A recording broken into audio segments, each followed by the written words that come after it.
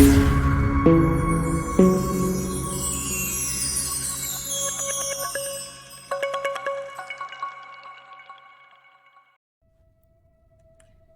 খুলতেই একটা আষ্টে গন্ধ এসে ঝাপট মারল সুদীপার নাকে। বৃষ্টির দিনে এই পুরানো বাড়িতে এরকম গন্ধ ওঠা বিচিত্র কিছু নয়। সুদীপা নিজে অভ্যস্ত এই গন্ধের সাথে, কিন্তু তবুও আজ তার গাটা যেন গুলিয়ে উঠল।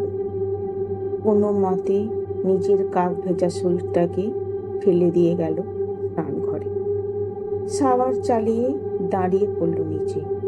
শরীরটা কাঁপছে থরথর করে।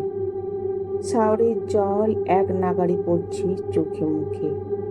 পাহাড়ি এলাকা, এখানে জলের ব্যবহার করতে হয় খুব পরিমিত, কিন্তু সুদীপার আজ ভ্রুক্ষেপ নেই সেসবে। আচ্ছা, পুলিশ কি সত্যিই দীপ্তকে খুঁজবে? ওরা তো সব শোনা মাত্রই বলে দিল যে সে কোনো মতে খাদে গড়িয়ে পড়েছে। বাড়িতে কি এখন সব জানাবে সুদীপা, নাকি অপেক্ষা করবে সকালে? কারেন্ট নেই। ভেজা শরীরের মোমবাতি সন্ধানে দিকে ওদিকে হাঁদরাতে হঠাৎ সুদীপা খেয়াল করল বাইরের দরজাটা হট করে খোলা। চমকে উঠল। ঢোকার পর দরজাটি কি তবে লাগায়নি? মনে পড়ছে না কিছুতেই। পাই সেদিকে এদিকে যেতেই হোঁচট খেলো একটা। এটা কি বসে আছে ঘরে? যদিও অন্ধকার, ও অবরটা স্পষ্ট। আতঙ্কগ্রস্ত গলায় সুদীপা চেঁচিয়ে উঠল, ওখানে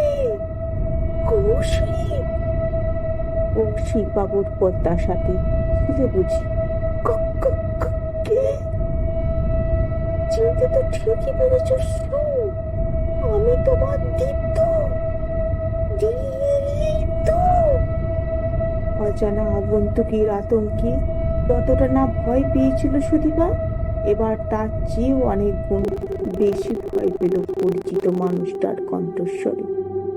আমাকে ওখানে রেখে কেন চলে এসেছিলে?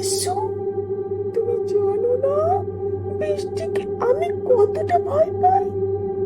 সুদীপা জানে দীপ্ত বৃষ্টিটা কত ভয় পায় বৃষ্টিকে।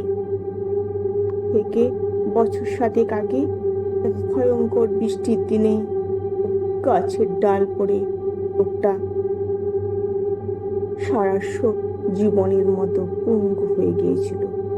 দীপ্ত হুইল চেয়ারটা ঠেলে এগিয়ে আসছে ওর দিকে। গলাটা শুকিয়ে যাচ্ছে সুদীপা। দীপ্ত এসে দুহাত দিয়ে জড়িয়ে ধরল ওকে। ওর ভেজা শরীরটা শীতল স্পর্শে কেঁপে উঠল। তুমি ফেললে কি করে দীপ্ত? ওরা নিয়ে এলো আমাকে। কেমন ফ্যাঁসে শোনালো দীপ্তর গলাটা। কারা? আশেপাশে ওদের দেখা যাচ্ছে না। না, কাদের কথা বলছো তুমি? ওই যে আধারের বাসিন্দা যারা, যে আধারে তুমি আমাকে ফেলে এসেছিলে। চিৎকার করে উঠল, সুদীপা, তোমায় ছাড়া যে আমার এক মুহূর্ত চলবে না। আমাকে ফাঁকি দিয়ে কোথায় পালাবে ভেবেছিলে? না না। দীপ্তর বাহু বেষ্টনী ছাড়িয়ে পালাবার চেষ্টা করল সুদীপা, কিন্তু পারল না এক চুলও নড়তে। ও স্পষ্ট অনুভব করতে পারছে দুটো হাত যেন মাটি পুড়ে উঠে এসে জড়িয়ে ধরছে ওর পা। আশেপাশে ছায়া কারা যেন ভাসছে ওর ঘরে। সুদীপার সারা শরীর জুড়েও অনুভূত হচ্ছে অশরীরী আনাগোনা। পৈশাচিক এক খেলায় মেতেছে ওরা। ওদের সঙ্গে যোগ দিয়েছে দীপ্ত। না! আর্তনাদ করে উঠল সুদীপা। বৃষ্টি ছমছম শব্দে মিলিয়ে গেল সেই আর্তনাদ। পালাবার পথ নেই।